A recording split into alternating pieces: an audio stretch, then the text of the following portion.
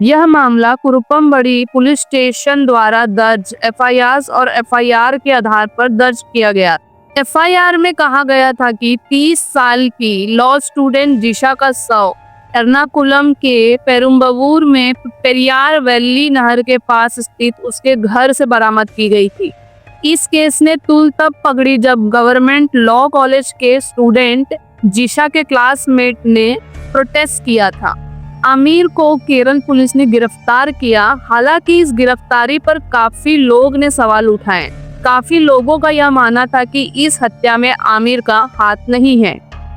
काफी लोगों का यह भी मानना था कि इस हत्या में जिशा की मां ही शामिल है। बाद में केरल के हाईकोर्ट ने 20 मई 2024 को इस दंड को मृत्यु दंड में बदल दिया।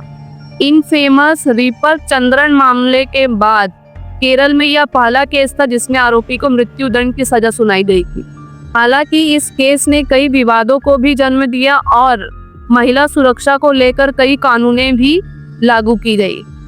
Welcome back to my channel. आज हम जानेंगे जिशा मर्डर केस की कहानी। यह केस तब सामने आया जब जिशा की मां ने ही अपनी बेटी का शव अपने ही घर में पाया। जिशा की मां जोर जोर से चिल्लाने लगी। चीखें सुनकर सारे पड़ोसी एकत्रित हो गए। तब उन्होंने देखा कि जिशा का शव उसके ही घर के बीच वाले कमरे में हाफ नकेड और धारदार चाकुओं से हमले किए गए। उस इलाके के सब इंस्पेक्टर जो कि उस वक्त पेट्रोलिंग ड्यूटी पर थे वह वारदात पर पहुंचे। घर के सामने का दरवाजा बंद था तो पुलिस बैक डोर से अंदर गई जो कि आधा खुला हुआ था।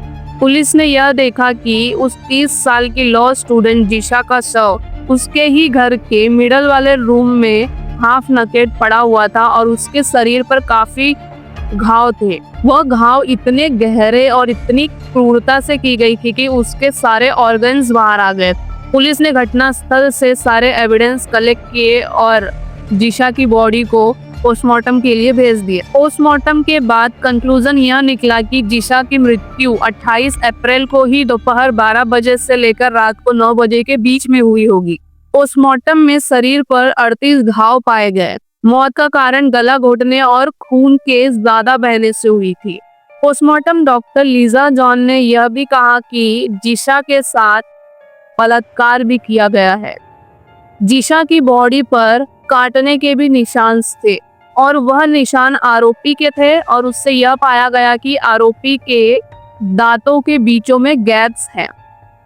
पुलिस ने वारदात से डीएनए सैंपल्स भी कलेक्ट किए थे और जिशा की ड्रेस जो उसने उस वक्त पहनी थी उसको भी उन्होंने कलेक्ट किया इस मकसद से कि उस डीएनए में आरोपी का भी डीएनए हो सकता था।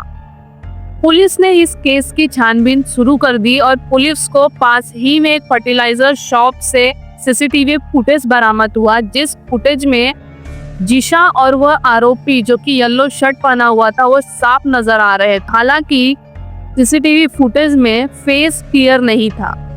पुलिस ने आसपास के लोगों से पूछताछ कर एक स्केच रिलीज किया था। यह मामला जुडिशियल फर्स्ट क्लास मजिस्ट्रेट कुरुपमबड़ी के तहत दायर किया गया था। शुरुआती समय में पुलिस ने सबू नाम के एक आदमी को गिरफ्तार किया। सबू जो कि जिशा के पड़ोस में रहता था वह एक पेंटर था और रिक्शा ड्राइवर था। सबू पुलिस के रडार में था। तकरीबन 2 महीने तक पुलिस सबू को पूछताछ के लिए बुलाती रही और 15 दिन के लिए उसे जेल में भी रखा गया।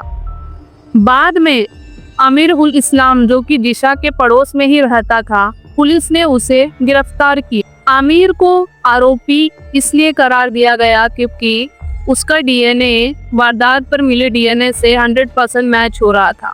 आमिर को केरल पुलिस ने 16 जून को कांचीपुरम तमिलनाडु से गिरफ्तार किया था। आरोपी पर 12 दिसंबर 2017 को एर्नाकुलम सेशन कोर्ट ने आईपीसी की धारा हत्या और बलात्कार का आरोप लगाया। जांच अधिकारी ने इंडियन पेनल कोड की विभिन्न धाराओं के तहत मामला दर्ज किया और यह कहा कि आरोपी ने शेड्यूल कास्ट और शेड्यूल ट्राइब एक्ट 1989 के तहत दंडनीय अपराध किया है। आरोपी को अक्यूज बताते हुए कुरुपमबड़ी के फर्स्ट क्लास मजिस्ट्रेट के समक्ष मामला दर्ज किया गया। आमिर एक प्रवासी मजदूर था और पेरुम्बवूर के पास रहता था। आमिर जिसकी जिशा पर पहले से ही बुरी नजर थी वह बस मौके की तलाश में था। प्रोसिक्यूशन ने यह आरोप लगाया कि जिशा, जो कि बचने का प्रयास कर रही थी और आरोपी को उसका बलात्कार करने से और हत्या करने से रोक रही थी, इस कारण आरोपी ने हताशा में बेरहमी से जिशा को चाकू मार दिया, जिसमें से एक चोट इतनी गहरी थी कि जिशा के सारे ऑर्गन्स बाहर आ गए थे। यहाँ तक कि आरोपी ने जिशा के प्राइवेट पार्ट पर भी बार बार चाकू से हमले किए थे। इमेजिन भी नहीं कर सकते कि उस वक्त जिशा की क्या हालत हुई होगी। इसके बाद आरोपी पिछले दरवाजे से बाहर निकल गया और चाकू को कहीं फेंक दिया और यह भी आरोप लगाया कि आरोपी अलुआ रेलवे स्टेशन से ट्रेन पकड़कर आसाम अपने घर भाग गया। लॉयर बीजू एंथनी अलूर, जिन्हें आमतौर पर अलूर कहा जाता था, वह आरोपी के डिफेंस लॉयर के रूप में पेश किए गए। आरोपी ने उस पर लगाए गए आरोपों से इनकार किया और अपने आप को निर्दोष कहा।